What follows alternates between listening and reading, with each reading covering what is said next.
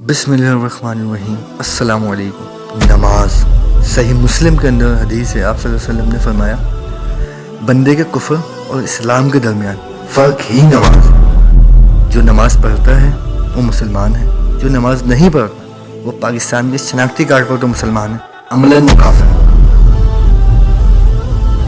और नमाज को इतना कैजुअल बना लिया लोगों ने। ओ भाई, अल्लाह ने कब कहा है मुझे तुम्हारी नमाजें चाहिए? अल्लाह तो कहता है तुम्हें तुम्हारे लिए नमाजें चाहिए।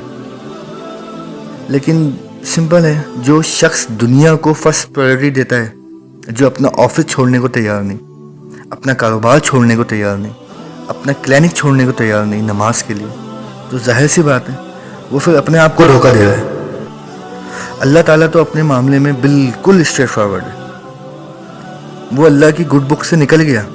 अल्लाह के हुजूर उसके लिए कोई हिस्सा नहीं है जिसने नमाज छोड़ दी।